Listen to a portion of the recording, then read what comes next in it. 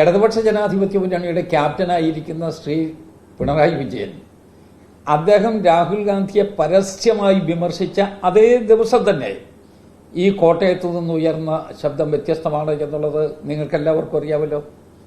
അതിൻ്റെ അർത്ഥം എന്താ? പിണറായി വിജയൻ പറയുന്നതല്ല ഇടതുപക്ഷ ജനാധിപത്യ മുന്നണിയുടെ അഭിപ്രായം എന്ന് ഞങ്ങൾ വിശ്വസിക്കണമോ?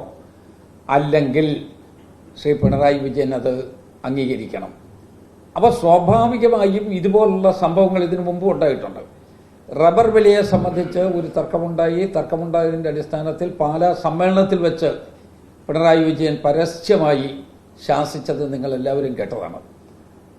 അപ്പോൾ ശ്രീ പിണറായി വിജയൻ എടുക്കുന്ന നിലപാടിനോട് ഇവർ യോജിക്കുന്നില്ല എന്ന് പരസ്യമായി പറയാനുള്ള വിമ്മിഷ്ടമുള്ളതുകൊണ്ട് അത് മനസ്സിൽ ഒതുക്കി വെച്ചുകൊണ്ട് ഈ സന്ദർഭത്തിൽ ശ്രീ പിണറായി വിജയൻ പറഞ്ഞതിനെ എതിർത്തുകൊണ്ട് അവർ അഭിപ്രായം പ്രകടനം നടത്തി എന്ന് വേണം ഞങ്ങൾക്ക് കരുതാൻ.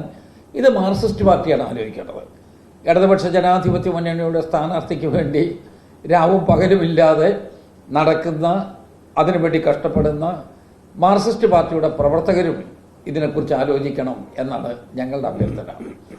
ഞാൻ ഇതിനിടയ്ക്ക് വേറൊരു വാർത്ത കൂടി കേട്ടു.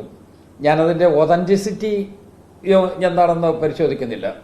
പക്ഷേ അവരുടെ ഇവിടെ മൊബൈലിലൂടെ വന്ന ചില വാർത്തകൾ, ആ വാർത്തകൾക്കകത്ത് പറയുന്നത് ഇപ്പം തൽക്കാലം കോൺഗ്രസിന് അനുകൂലമായി സംസാരിച്ചാൽ മതി, കോൺഗ്രസിനെ എതിർത്ത് സംസാരിക്കേണ്ട, അവിടെ അസംബ്ലി തെരഞ്ഞെടുപ്പ് വരുന്ന സമയത്തല്ലേ നമുക്കതൊക്കെ പറയേണ്ടി വരിക, അതുകൊണ്ട് കോൺഗ്രസിന് അനുകൂലമായി സംസാരിച്ചാൽ മതി എന്നുള്ളത് അവർ പറയുന്നത്. അത് ഒതൻറ്റിസിറ്റി ഉണ്ടോ ഇല്ലയോ എന്നുള്ളത് അവരാണ് പറയേണ്ടത്, അത് ഞങ്ങൾക്കറിയില്ല.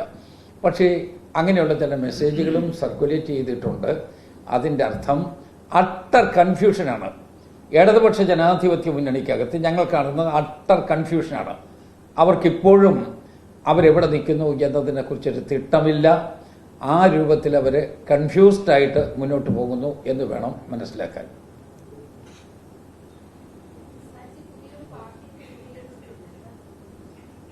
അതൊക്കെ ഇങ്ങനെ കേരളത്തിൽ എത്രയോ പാർട്ടിയുണ്ട്.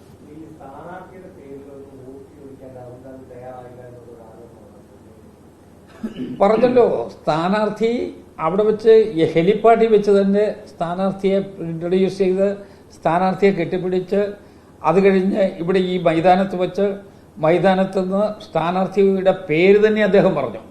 അദ്ദേഹം പറഞ്ഞ ലിസ്റ്റിന്റെ അകത്തെ നമ്പർ 1 പേര് ഫ്രാൻസിസ് ജോർജിൻ്റെതാണ്. അവർ കാൻഡിഡേറ്റ് എന്ന് തന്നെ അദ്ദേഹം പറഞ്ഞു. അവർ കാൻഡിഡേറ്റ് എന്ന് തന്നെ പറഞ്ഞു. അപ്പോൾ അത് തന്നെ പറഞ്ഞതാണ്. അതോടുകൂടിയാണ് അദ്ദേഹം പ്രസംഗം ആരംഭിക്കുന്നത്.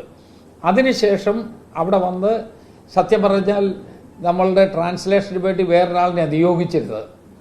പക്ഷേ ഫ്രാൻസിസ് ജോർജ് തന്നെ ട്രാൻസ്ലേഷൻ നടത്തി. എന്നിട്ട് നമ്മൾക്ക് വോട്ട് കൊടുക്കണമെന്നും ഈ കാലഘട്ടത്തിൻ്റെ പ്രത്യേകതകളെക്കുറിച്ചും ചോദിച്ചു. ഒരു ചോദ്യം കൂടി അദ്ദേഹം ചോദിച്ചു. ഇവിടെ BJP എന്നെ കുറ്റപ്പെടുത്തുന്നു, BJP എനിക്കെതിരായി പലതും പറയുന്നു, പക്ഷേ പിണറായി വിജയൻ എന്നെ കുറ്റപ്പെടുത്തുകയാണ്. അപ്പോൾ ഇവരുടെ പക്ഷം ഏതാണ് എന്നൊരു ചോദ്യം കൂടി അദ്ദേഹം ചോദിച്ചു. വളരെ പ്രസക്തമല്ലേ? അവരുടെ പക്ഷം ഏതാണ്?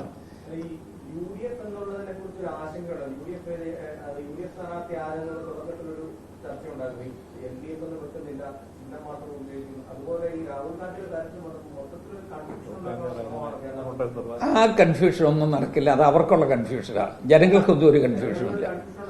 ജനങ്ങൾക്കൊരു കൺഫ്യൂഷനുമില്ല. ഒരു കാര്യം ഞങ്ങൾ പറയാം, ഐക്യജനാധിപത്യ മുന്നണിയുടെ സ്ഥാനാർത്ഥി ഞങ്ങളുടെ പാർട്ടി സ്ഥാനാർത്ഥിയെ പോലെ തന്നെ ഫ്രാൻസിസ് ജോർജിനെ കാണുകയാണ്. ഞങ്ങൾ എന്ത് വില കൊടുത്തും അദ്ദേഹത്തിന്റെ വിജയത്തിന് വേണ്ടി പ്രവർത്തിക്കുകയും ചെയ്യും.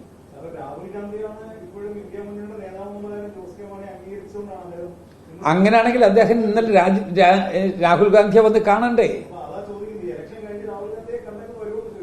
അതറിയില്ലല്ലോ എവിടെയൊക്കെ പോകുന്നത്. കഴിഞ്ഞ ഇലക്ഷനിൽ കഴിഞ്ഞിട്ടും എതിലെയൊക്കെ പോയി. ഒത്തിരി വെള്ളം പലയിടത്തും ഒഴുകിയില്ലേ? അതൊന്നും ഞങ്ങൾ പറയുന്നില്ല. കാരണം വ്യക്തിപരമായി അപമാനിക്കുന്നത് ഞങ്ങളുടെ ഒരു പണിയല്ലാത്തത് കൊണ്ട് ഞങ്ങൾ അത് പറയുന്നതേ ഇല്ല. പക്ഷെ അത് ഞങ്ങളെ കൊണ്ട് പറയിപ്പിക്കാൻ ശ്രമിക്കരുത്. വിമർശിക്കുന്നില്ല. അതിൻ്റെ അർത്ഥം എന്താ?